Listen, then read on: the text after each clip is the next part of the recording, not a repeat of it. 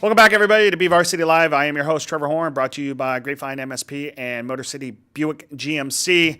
It's now time for our athlete and the team of the week. Let's unveil our athlete of the week. You saw him earlier. It is Alex Aguilar. 6 touchdowns total for the Generals as they scored 42 unanswered points and beating North 3-0.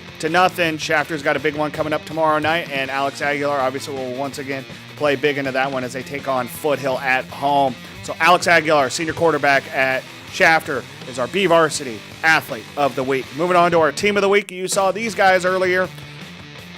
Yep, it is the Kennedy Thunderbirds.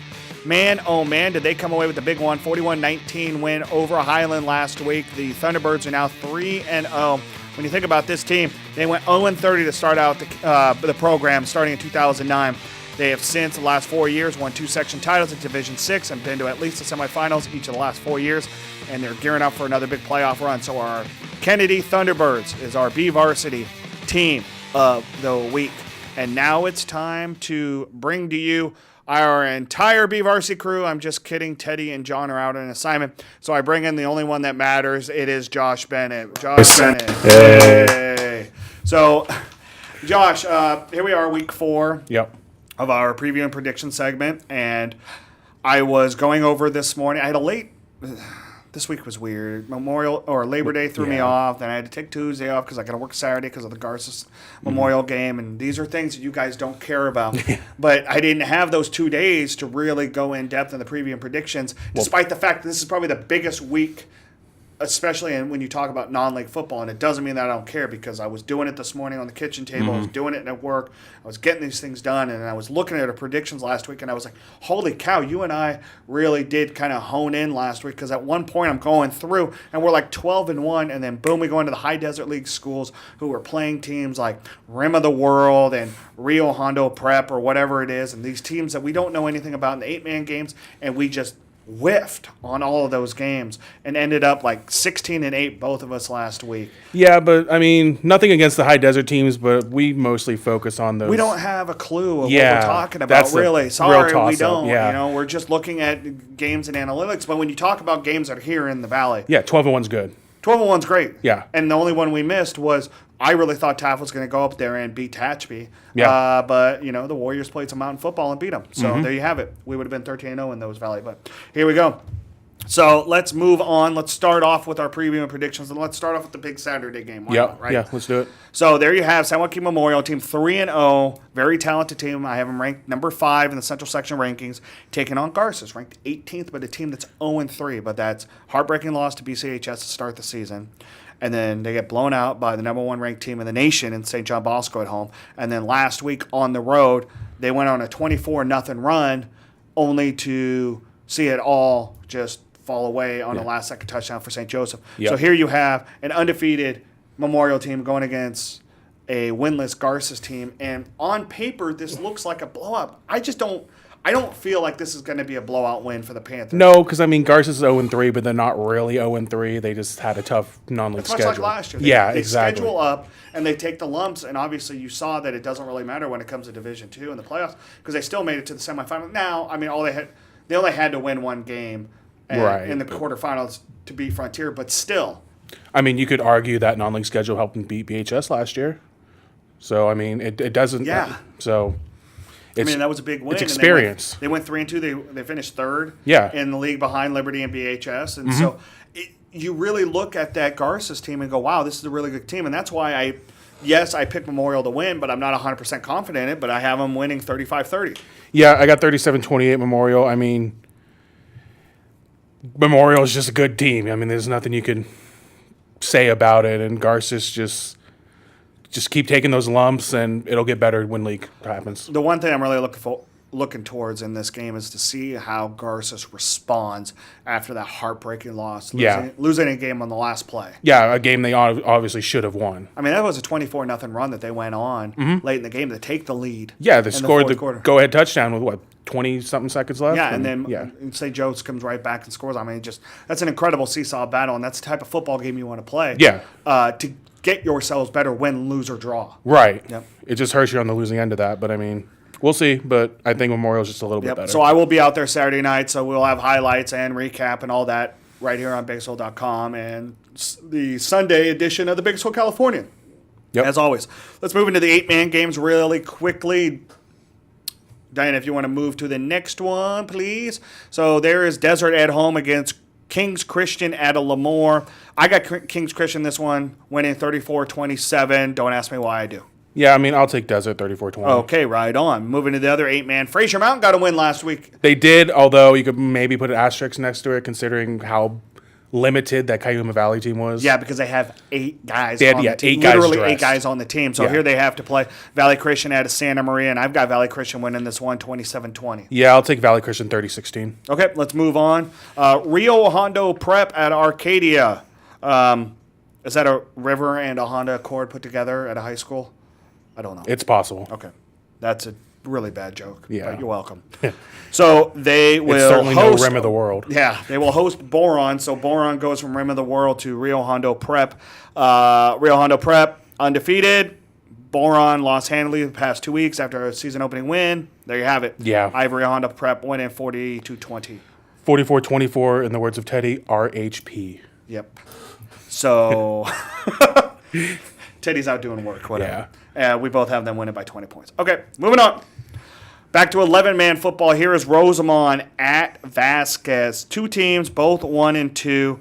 But I don't know. I see the Roadrunners kind of running wild here, if you will. Yeah. I mean, they had a couple, close losses to Lancaster and Arvin, but I think that the Roadrunners come back and play competitively here and beat Vasquez. Yeah, I was the brief research I was able to do because I was off yesterday, so I didn't really get to What'd you do? as much research. I just stayed at home, But That's basically what I did on yeah, Tuesday. I mean it's Labor Day. What are you gonna do? But Not labor. exactly. That's the whole point of Labor Day. Yeah. So I mean, looking at Vasquez's schedule so far, I mean, the 2 losses were blowouts. Their win was a close win. Rosamond should be the better team here. Despite the loss against Arvin, but I mean, I think that speaks more for Arvin than it does Rosamond. Yep, very much so. So I got Rosamond winning this one, 42-13. You have... 31-21, Rosamond. Okay, let's move on. Here is more high desert versus other desert schools. Cal City on the road at Lancaster. I got Lancaster winning this one by a touchdown, 35-28. Yeah, I took Lancaster 42-21. I mean, in your preview there, you kind of mentioned how Lancaster beat Rosamond, and you kind of compare Rosamond to Cal City, and obviously Rosamond's a better team than them, so you would think Lancaster should win here. Aye, Captain. Okay, moving on. I don't like being blunt, and I don't like being mean, but Golden Valley just is not playing good football right now. No, and it's not their fault, it's but not- there's not. They don't have numbers. Yeah. Carl Jones is now at BHS. They got a new coaching staff that I'm sure doing everything they can to coach these guys up. But when you only have 25 guys on a football team, it's really tough to be able to be successful week in and week out. It's just one of those years. I mean, we've seen it with Chavez. We've seen it with other teams. It's just one of those years. I mean, Miramonte's had their Yeah. lumps. Foothill's had their lumps. It just happens, from time and time again. We're seeing it with Burroughs this year. I mean, it's just one of those years. A total attrition there. Yeah. And then the same thing in we had Nick Papagni on. He was talking about with Golden West out of Visalia, a team that played for a state championship last year. They're struggling right now because they graduated so many seniors. But here we have Golden Valley, a team that just can't get on the schneid, and Santa Maria has a win, and you got to figure.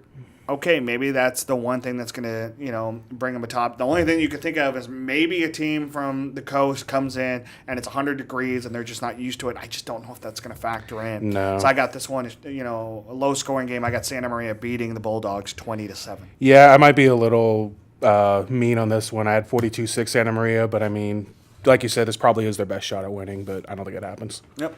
Check this out. So here's McFarland, a team not known as a football program. For the second year in a row, they're 3-0. The Yeah. Cougars then went on a 7-game losing streak to finish out the year 3-7. But here McFarland has a chance to go 4-0 to start the season before SSL play begins next week, and it smacks them right in the face with Wasco next week at home. So, McFarland, a team that needs as many wins as possible, and, here's a Kern Valley team that's kind of down on their luck as well, and so I've got the Cougars winning this one.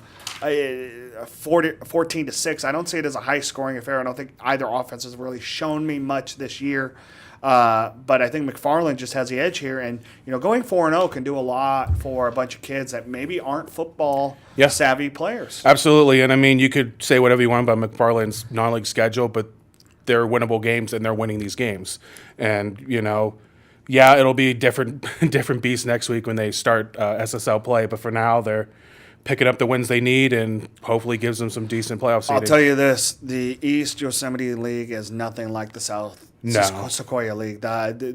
Especially this year, the level of play across the board in the SSL is incredible. So yeah, not the best year for them to come in. Yeah, but McFarland definitely needs as many wins as possible to be able to play well. So yeah, I love the fact we got so many family members and parents. Sammy Stewart's family member, Adrian Moreno over at BHS, LJ Lau's family member over at West. They're all chiming in right now on Facebook. Support. So thank you guys. Thank you guys for watching and supporting those kids. Yeah, as a former player, the players love the support. Yeah, and especially they're going to go back and watch a show at some point. And they're going to see all those and be like, hey, so and so is cares about me and whatnot. So it's a lot of fun. Oh, I don't think I gave my pick. I have McFarland 24-16. No one cares. I'm kidding. Wow. I'm kidding. Okay, so we were just talking about the SSL. Let's continue there. Now we got Taft at home after going up on the mountain and losing. First time that offense has kind of been stalled this year here in the third week of the season.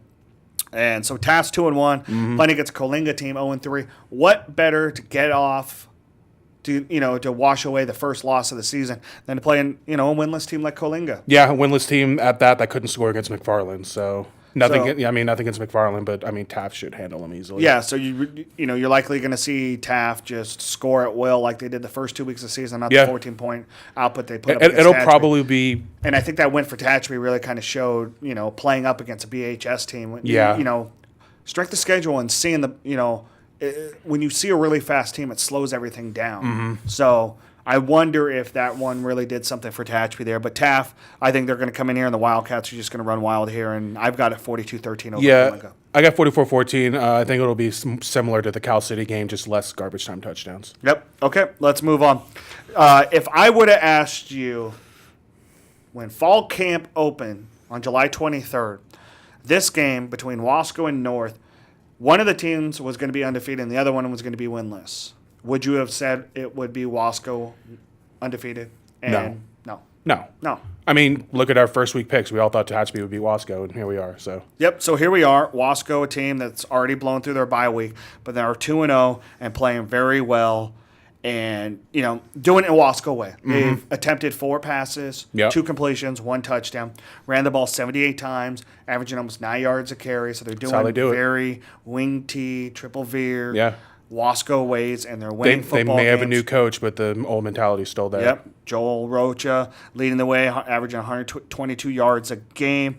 And then you look at a North team that looked like a team that can win some football games last week. They started out 14-0. They stymied Shafter early on, and then everything just fell apart. Yeah, it's like I said on Friday night. They take 1 step forward, and somehow they end up taking 2 steps back at the end of it. But So when I look at that, I look at a team that, and you think about, other than the times when North kind of spreads it out and goes into a pistol or shotgun, these two offenses are very similar. They play a very confined offense and a veer and a lot of trickeration and trying to find open holes, and I think Wasco was doing that at a higher clip right now, and I think that there is a lot of things going on within the locker room at North that are going to affect on how they play on Friday nights. So I factor that in, and I see Wasco winning this one 35-21. We've been talking for 15 minutes, and this is the first time we differ. Yeah, and honestly, I think this is more of just a strategy pick for me where it comes to our beat the experts and this just North. And you're a North High alum. Yeah, well, I mean, besides that, but I mean, I picked Shafter last week. Yeah, you did, but that was the only pick you could have made. Yeah, but I mean, like you said, North was a complete team the first quarter and change against Shafter. I mean, if they can refine that magic and just stuff the line, I think they have a chance here. Because look, I mean, Wasco obviously the win against Tehachapi was big, but I mean, was Tehachapi just on an off week and weren't gelling then? I mean, we don't know. But I think they have a chance. I have North by a point, 20-27, but I mean, it honestly could go either way. Okay. Let's move on. Here is another SEYL versus SSL matchup here in non-league, and two teams that are coming off tough losses. I hate saying this every week. It bums me out, but here we are in a 13-game losing streak. Yeah, and 14-game 14 losing now, yeah. 9-0, 3-0. And it's like every year we say they'll get there, but they play these tough teams every week, and it's like, looking at how good the SSL is, will they get there? I don't know. I mean, and this is that one week where you're like, something's got to give, but I think that East has a chance to, tough loss against Delano last week. I think the Blades, can regroup and play this one. And, I look at it over and over again, and here's an East team that you went, oh, wow, that's a 40-0 win over Golden Valley to start the season. But now we've kind of seen, we've seen what Golden Valley is. Yeah, and, they're having a tough run. They've only scored once in 3 games this year. But I still think that East has it in them. I think it's going to be a close game. I've got East winning this one 27-20. Yeah, I think what I went to here was both their games against Delano. They both hung close. Chavez was obviously trying to rally up against Delano, whereas East was up most of the game and fell behind late. So I think East is just a better team than Chavez, and as I've been saying every week, it'll happen, just not this week for Chavez. So 28-10 East. There you go. All right, let's move on. Here is South at home taking on Fresno, a team that the Rebels have seen here either in non-league play or in the playoffs. Yeah, in the they last seem few to years. They always seem to find the Warriors. And South, here's a team that is just scoring a ton of points, averaging 49.7 points per game, and they're finding ways to score every which way but lose. The Warriors coming in winless this year, and that's a recipe for a big Rebels win. Yeah, especially with the 2-hour drive down south, and South just scoring at will, and no one's been able to stop them. So I got 49-20 Rebels. Yeah, 42-13 South. Yep. Okay, so we talked about Tehachapi earlier. We haven't talked about Highland, but here they are. So both teams 1-2 right now, both coming off of losses last week. Highland lost to Kennedy.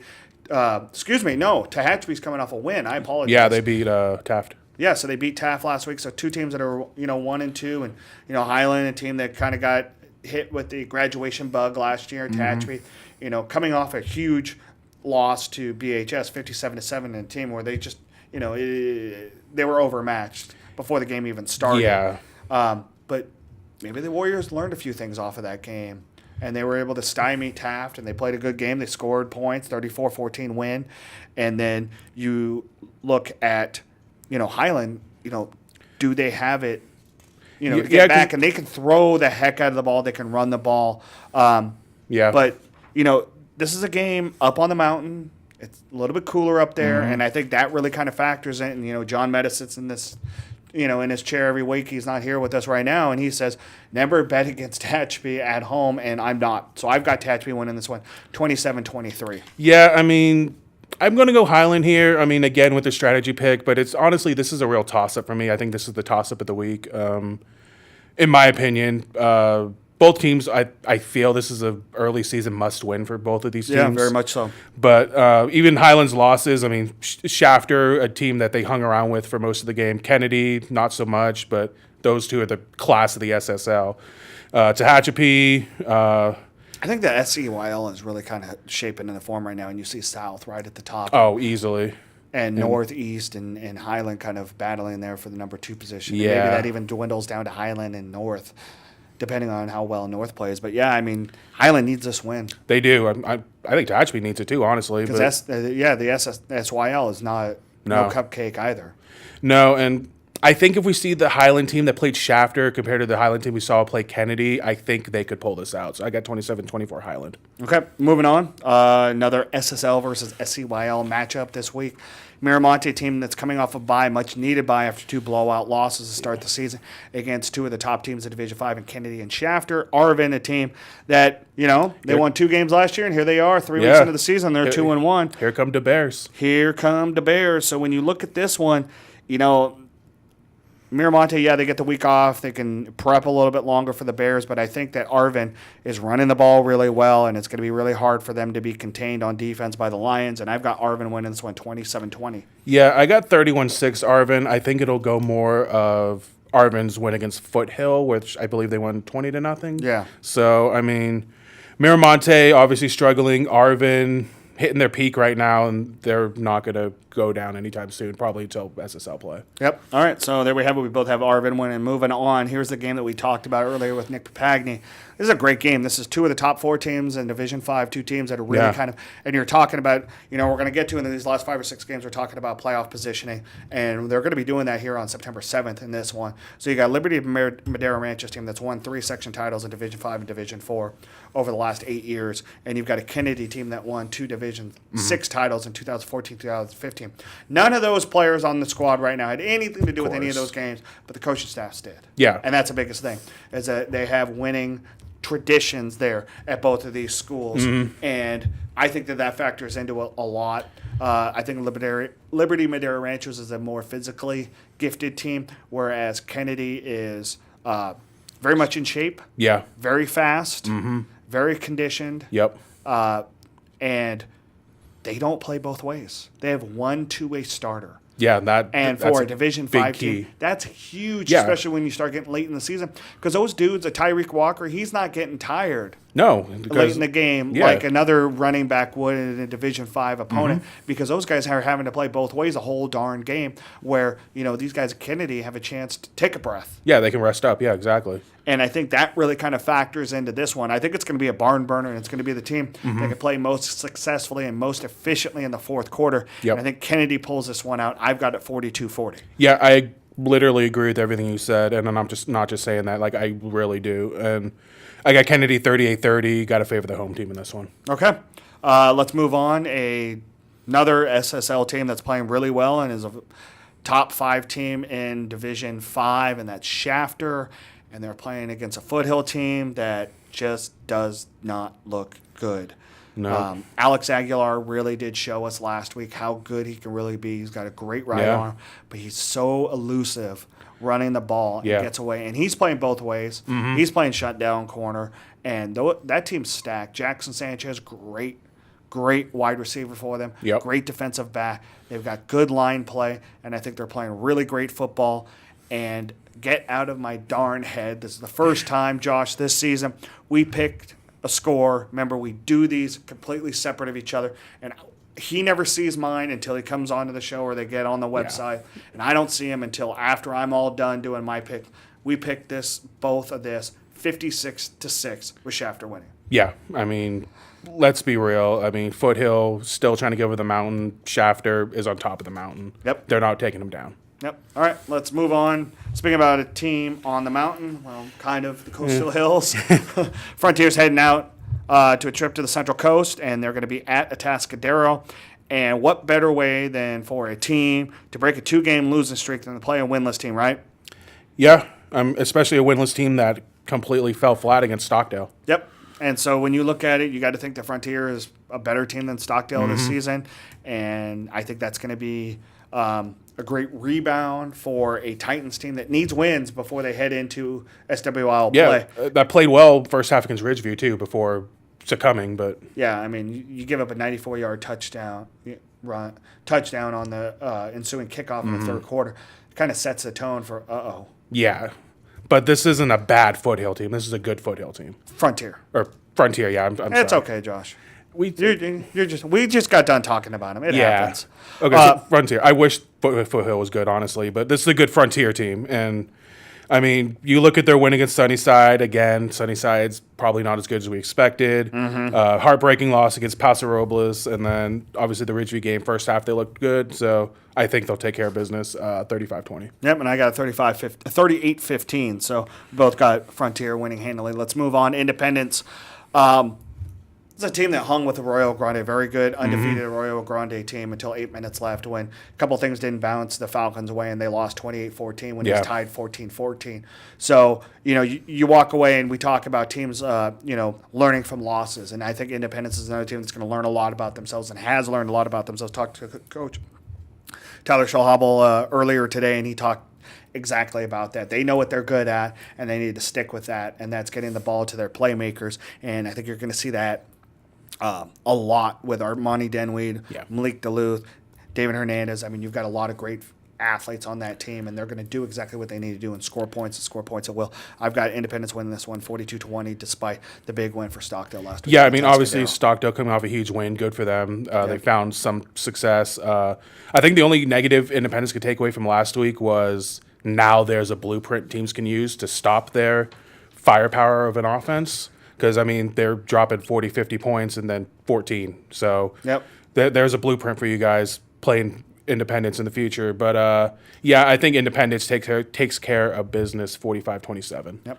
And we've talked about all these games, including two teams ranked in the top 25. We talked about the first game that we talked about was the San Joaquin Memorial Garces game on Saturday night. Tomorrow night, number 12, Righetti, undefeated, at number 23, Centennial, undefeated. Yeah. So, although looking at Centennial's schedule, you know, they needed to be. Yeah, I mean, but they've done it very well. They should be 3-0 with their schedule. They should be 3-0, and they are 3-0. But here's their first real test of the season. Here's a very big test for them. Is Centennial for real? We'll find out. Yeah. They've been a really good feel-good story. They only won 2 games last year. Yep. Here they are now 3-0. You know, that's a team that, you know, they have a school sanction. They have to be 500 or better to be able to go to the playoffs. So you need to win as many games as possible when you can. And so Centennial, you know, they haven't seen a team like Righetti yet. And are they ready for this? We'll find out. They've got great. Kyle Conley's playing great at quarterback. Sophomore Ty Glass has been great at running back. The defense is led by Colby Warkington, who's a Fresno State commit. Grant Bloom, a guy that probably could play college ball, but, you know, he just wants to go and concentrate on academics in college. They played well, very much so. Yep. But, you know, Righetti is a run-heavy offense that could still pass. Their defense is stout. They have given up just 30 points in 3 games. If they can stymie Centennial's offense, I think Righetti can pull this one away, and I've got them winning 28-22. Yeah, I agree. I mean, their defense is great. They just need to get a couple of stops, and should win this game. I mean, Centennial does have the advantage of being at home, where Righetti has to deal with the 3+ hour drive there, but as my phone autocorrect calls them, I was just about to bring this up. Spaghetti High School. We all thought that you were actually trying to make a joke, and you came into the office and it was like, no, that was an autocorrect. Yeah. I put in Righetti, and it came out Spaghetti. So, I'll take Spaghetti over Centennial 42-28. That's no disrespect. No, it's not. It's just... that's just iPhones and their autocorrect. It's incredible. Some of the words that'll come up when I'm like, no, I spelled that correctly. Yeah. Okay, we got to go a little bit quick on these last games, but we need to talk about them. Another one, number 10, St. Joe's, 3-0 at number 16, Bakersfield Christian.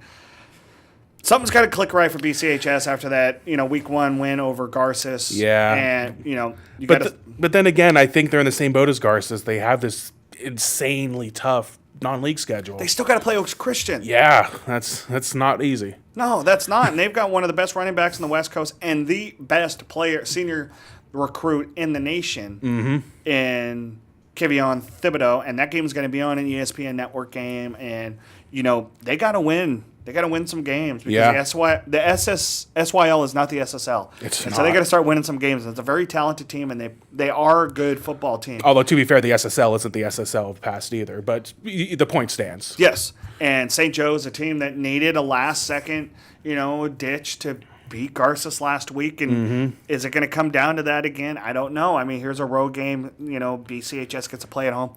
I just think St. Joe is just a little bit bigger, a little bit better, and I've got a 28-21 St. Joe's win. Yeah, I got St. Joe's 34-24. It's interesting, though, because St. Joe's barely beat Garces. BCHS had to come back to beat Garces, and then you look at the CVC game, St. Joe's blew out CVC, who not handily, but they beat BCHS. They took care. They took care of BCHS. So when you look at that common opponent, the common opponent says that St. Joe's is a better team here. Yeah, but how do you play football games like that? You don't play football games. Of course not. But I mean, Ben Urisek's playing with a broken nose. I mean, that sucks. So, but he's playing. He's coming back again. He's playing, but it's not. Hey, I was good. at the dentist yesterday. Our dental hygienist has a family member who is on the BCHS team. She's like, "Yeah, that kid's nose was just Yeah. like spewing blood, and it's like, and he was just pacing the sidelines. He wanted to go back in, and they finally let him go. Oh yeah, back that's in the after adrenaline pumping, but it's not going to feel good regardless. That's just Big Ben Miramonte. Yeah, of course.